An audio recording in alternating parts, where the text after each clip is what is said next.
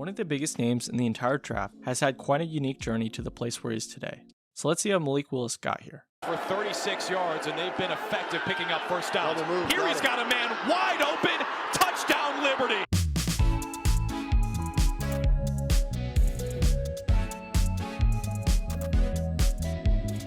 Out of Atlanta, Georgia, Malik initially did his thing at good old Westlake High. Crazy enough, the same place that Cam Newton went to school. But rough enough, wasn't able to play quarterback full-time until he decided to transfer to Roswell as a senior. Well, it turned out to be a pretty great decision for my man, as Malik was able to pass for over 2,500 yards and rush for an additional 1,000, along with 37 total touchdowns, as he was at least able to get his name out there. Considering that he was only a 3-star, initially there wasn't a bundle of choices, and so he committed to Virginia Tech until he decided to decommit a few months later to become an Auburn Tiger. Auburn initially wasn't planning on picking up a quarterback out of high school after recently getting Baylor transfer Phenom, but once starting quarterback Sean White got hurt at the end of the prior year, they decided that they needed to find someone to develop in the meantime. Lucky enough for them, there was a young talent in Malik, who had played in a similar system to that of former Auburn quarterbacks Nick Marshall and Cam Newton.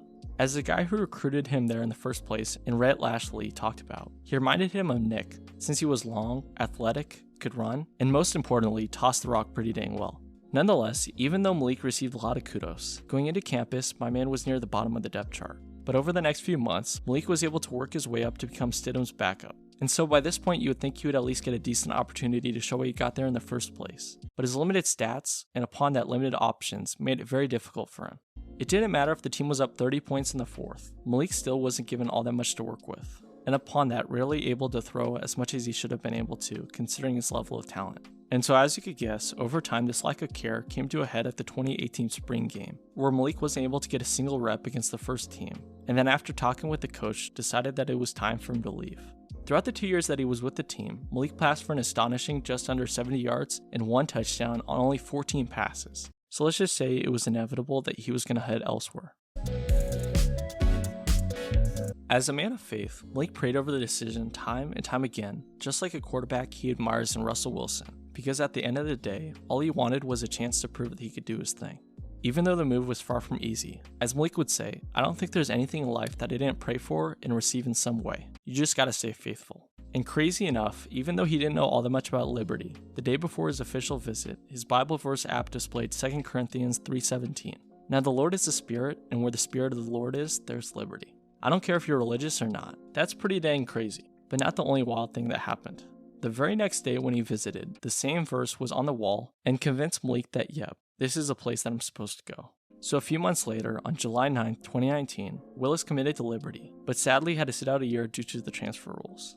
Nonetheless, in the meantime, Malik was able to learn an offense that was led by former Ole Miss coach Hugh Freeze.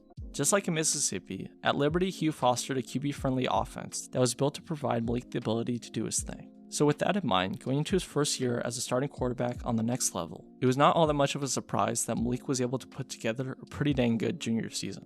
His over 2,200 yards and 20 touchdowns through the air were impressive enough, but his nearly 1,040 touchdowns on the ground rounded out a pretty dang good first year with the Flames. But even with such a season in the rear view, Malik wasn't able to get all that much recognition outside of a Dudley Award for being the best college football player in Virginia.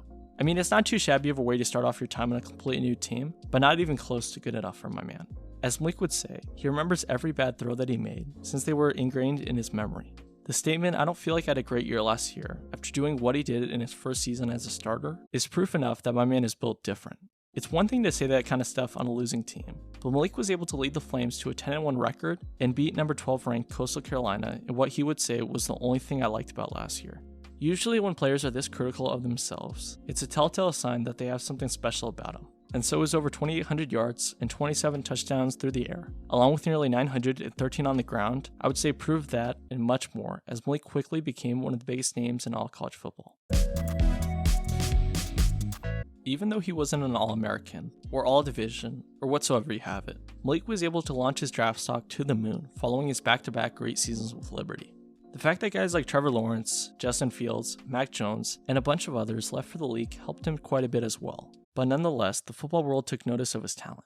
Although Liberty is not one of the biggest teams in college football, the fact that the games were televised on stations like ESPN 2 and stuff like that made scouts and football fans well aware of my man Malik. I mean, many, including myself, consider him one of the most talented dual-threat quarterbacks in his class, and very likely a top 20 talent, which is not too bad for someone who wasn't given the light of day at Auburn. But even more than just his talent on the football field is his one-of-a-kind character, as he's done numerous great things, like giving a homeless woman stuff that he got from the combine on the way to his hotel, which speaks much more than his play on the field. Because there's good play, and then there's a good player, and Malik is about as good in both departments, so let's just say I think he has what it takes to be special. Malik Willis is one of the most talented young quarterbacks in football, and so now it's just up to him to prove it on the next level. On first down. Going deep. Has a receiver out there. It's caught. That's DJ Stubbs, and he'll score. Thanks for watching the video. If you guys enjoyed, make sure to subscribe, like, and comment down below what stuff you want next. But anyway, see you all soon, and peace out.